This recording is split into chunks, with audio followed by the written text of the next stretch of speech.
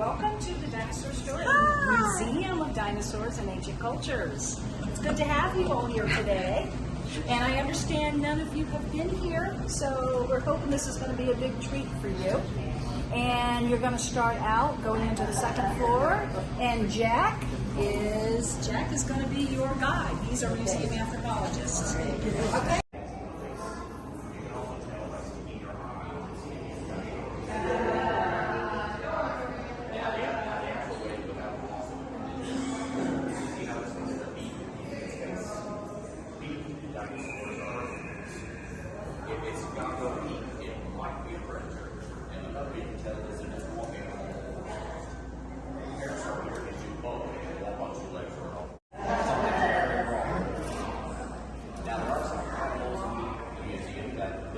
Dinosaurs, but they're not dinosaurs themselves.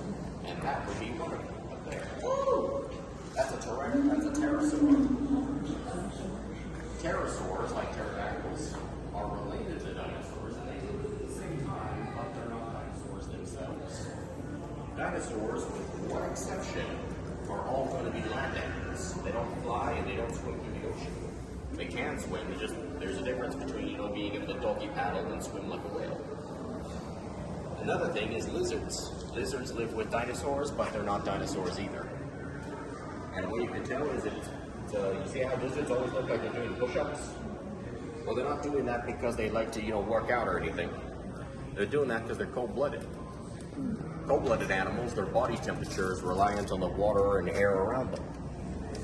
So with the lizard there, the legs out to the sides, having the arms out like that means it doesn't have enough blood pressure to pump the blood up and down the long limb.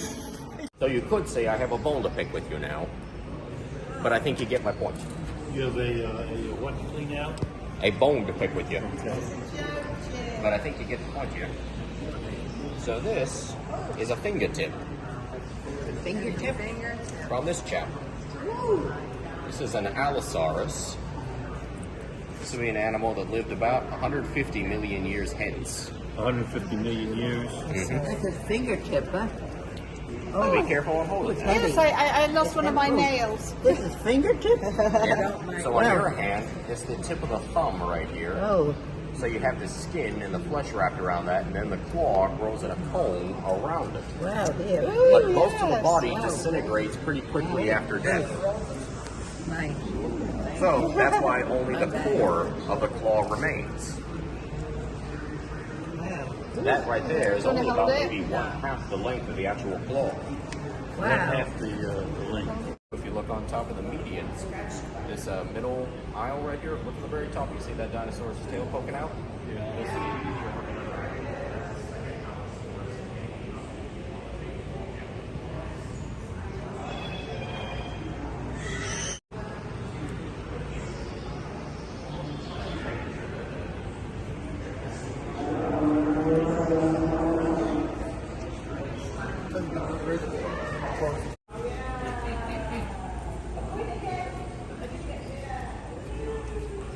So the Diplodocus right here, this is a close relative of the more famous Brontosaurus.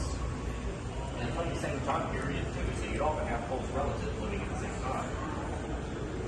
And see how this one walks on all fours?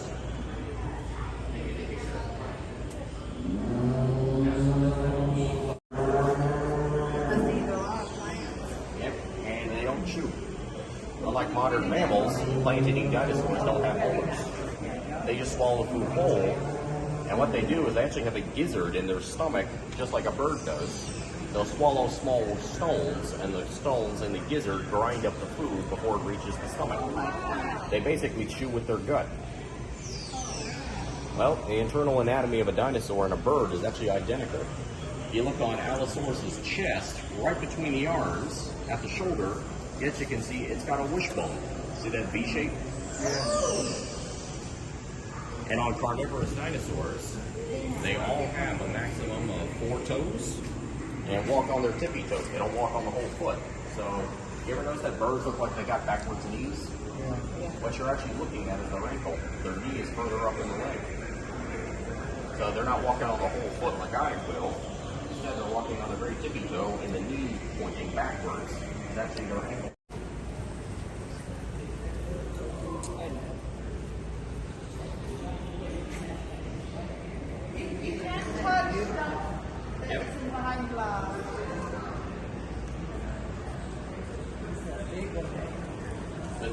period was very important at the time because it's the time that many dinosaur families diversified. But it's before they reached a form that most people will recognize them for.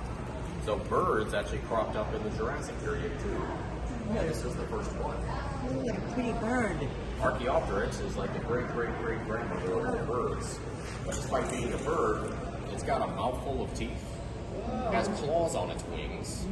The wings are not fused into a single wing yet. They're actually individual fingers. And it's got a long bony tail. Did they fly? They can fly, just not very well. A Stegosaurus. And this is part of the end of the tail. There's 4 spikes that are used to defend itself against predators. Ooh, what's this? This is a thagomizer. That's a word for the tail spikes on the end of some dinosaurs. So the animal behind me, if you look north near the end of the tail, you'll see 4 spikes as being one of them. Left side.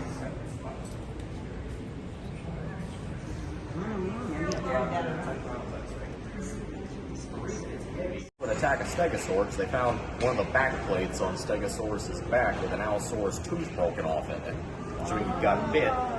But then they found an Allosaurus with about this much of a tail spike jammed into and broken off inside a very sensitive spot between the Allosaurus's legs. So Stegosaurus has the dubious honor of world's first recorded hit below the belt. Don't fight Stego, she fight dirty.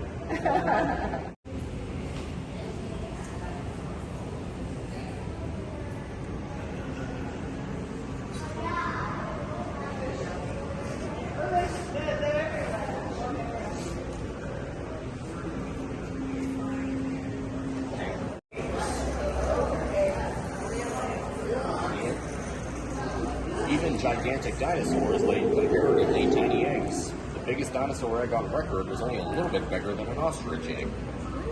A full-grown T-Rex might be 9 tons, but out of its egg it weighed 2 pounds.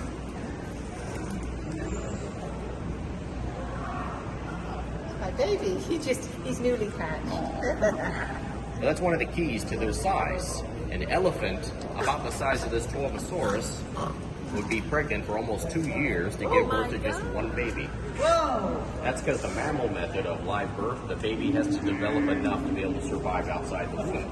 And bigger size means longer pregnancy. It also means you can only usually have 1 baby at a time. Well, the fish back in the Cretaceous would love to eat you. A lot of bones.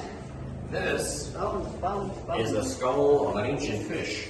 Now let's move this way a little, that way everyone else has a chance to see. So in the modern times, there are 2 types of fish.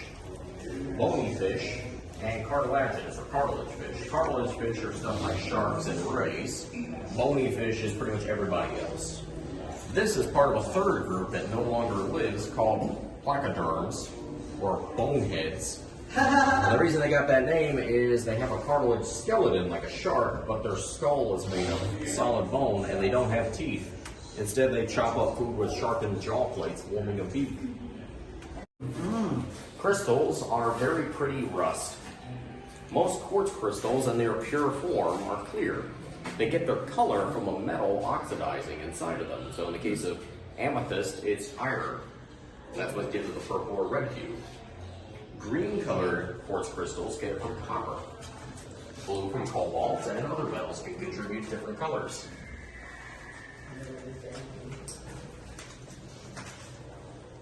These black crystals get their color sometimes from radioactive elements like uranium. Like diamonds. Yeah, that's beautiful.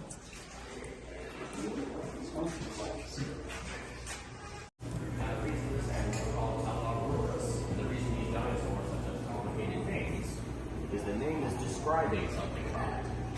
So in this case, its name means basket tail, because at the end of the tail there's a club that it uses for defense that is shaped similar to a basket. So usually calling it Tauros tells you something about it.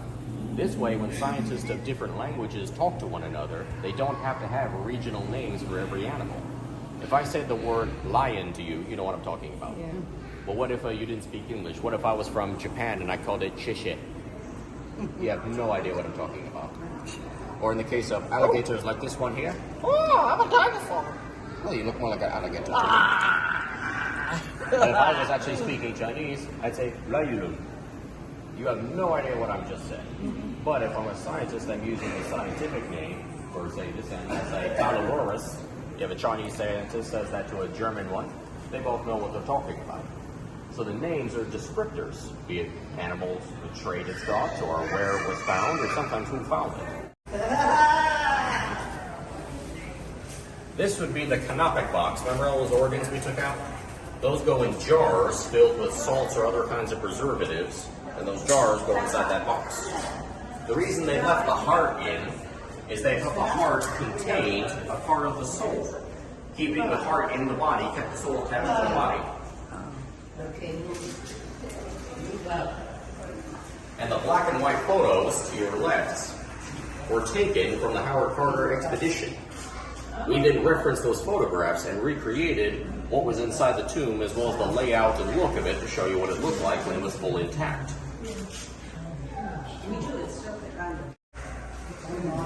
Oh my goodness. The tomb is beautiful. Oh boy. And much of the stuff you see in the glass cases here is real. Some replica stills, such as the throne and the mummy itself, though. Oh, look at that throne. Well, we can see the last chambers of the tomb this way.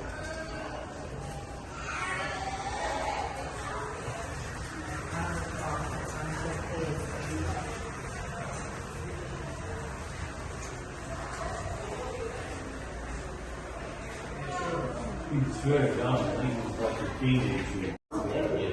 They found his tomb, Howard Carter, they found his, unearthed his tomb that the tomb robbers didn't get in 1922. Most ancient Egyptians would have looked like these gentlemen, though there were other ethnicities and present at different dynasties at different times. And these are mummified animals. Their mom. They mummify them, same process they use on the people.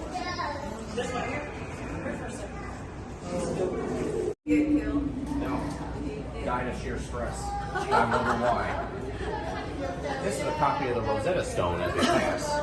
And if you look, you can see the text in 3 different languages. The top is hieroglyph, that'd be the Egyptian. Then you have Demotic, that's a predecessor to Latin. And then Ionian Greek. So this would be similar to how if you go down to Miami way, you can see a lot of the signs written in both English as well as Spanish. Even if you don't speak one language, you can figure out what the word is by looking at the other words.